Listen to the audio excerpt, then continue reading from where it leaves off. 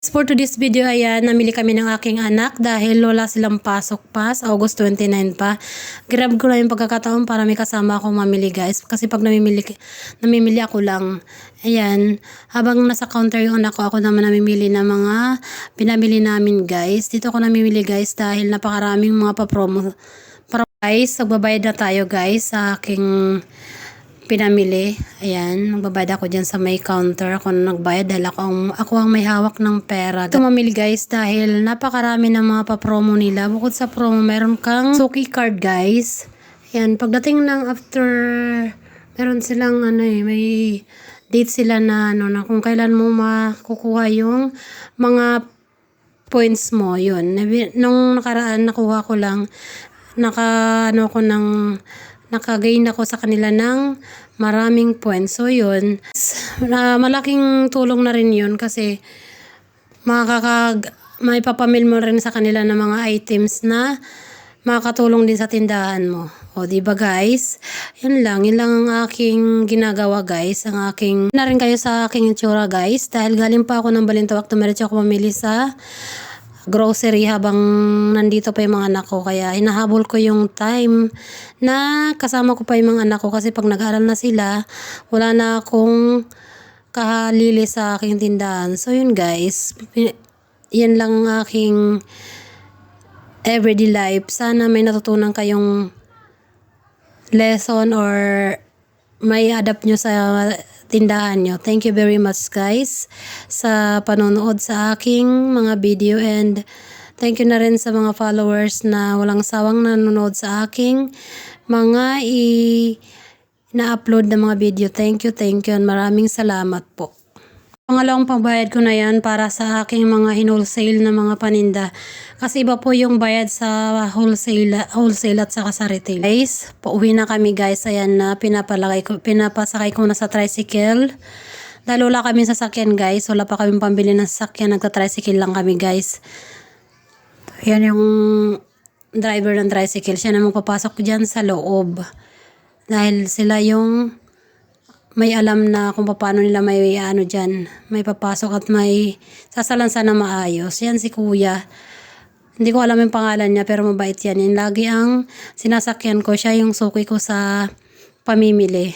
Pag nakikita niya ako, agad niya akong sinasabihan na siya ang sakyan ko. Pero guys, napakabait na tao yan. Kaya siya lagi ang sinasakyan ko. Thank you very much, kuya, dahil sa pagiging mabait mo sa amin. And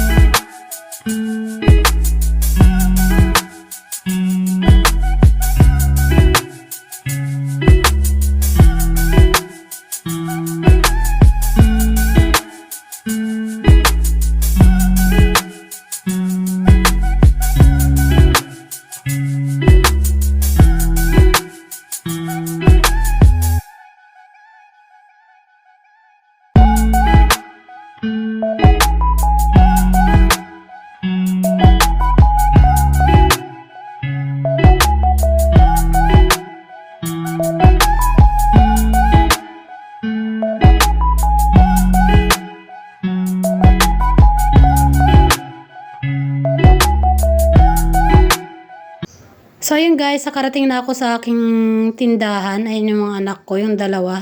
Sila yung nagbabantay, yung ate nila sumama sa akin sa pamimili.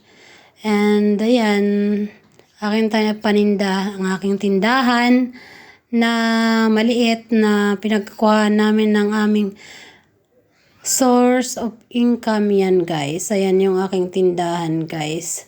habang nagbababa ng ng aking pinamili. Yung asawa ko nagluluto ng pagkain namin, kaya yung dalawa lang yung nagbabantay. Ganyan lang ginagawa namin guys sa tindahan namin. Hindi na kami kumuha ng katulong para wala na kami babayaran guys, diba?